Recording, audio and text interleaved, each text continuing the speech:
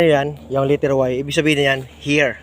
So where is the dig site? Okay, tingnan natin ba sa parameter yan, letter Y siya. Okay. Yan. Yan sa likod niya. Then may linearity. Yan. Okay, balik tayo sa Y, inverted. Y, okay. Sa kanan yan, yan ang hole. Yan o. Yan. Yan siya. So, ibig sabihin, go to the right. Nasa right side niya. Okay? Ang target natin. Okay. Pagdating natin sa right, may bato na nakaharang. Yan. So, stepping point natin. So, from here, okay. So, abanti na tayo.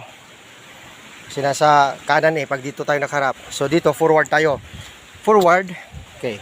Makitaan muna itong wood element. So, go east. Yan. Kahiwa talaga yan. Okay. Punta siya din. May stepping ka. Stepping point ka dito Yan. Travel. So, saan tayo? Diretso tayo.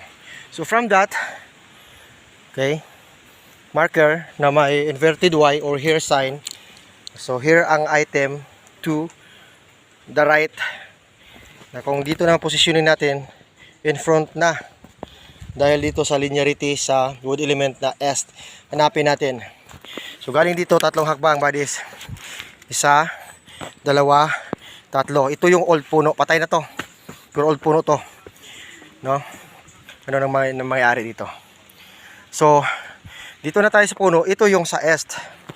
Okay, pakita ko lang compass para mas magets natin. Balik tayo. Okay. Yan, wood element. Dapat naka-est ka. 90 degrees. Yan, est, go est. Tatlong hakbang.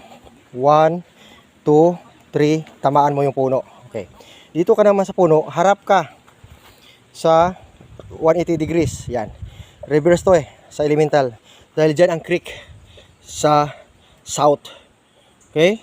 So, grabbing method. Grab where it belong. Dapat ang tubig sa norte. Pero ngayon nasa south siya. So, something buried here. Ito na. Katabi naman ng puno ito na napatay na. North-south alignment tayo. Tatama ka sa cross line na may bato. Yan. Hindi pa nagalaw ang tatlong bato na to. Yan siya. Isa, dalawa, tatlo. Ito, east-west. Ito,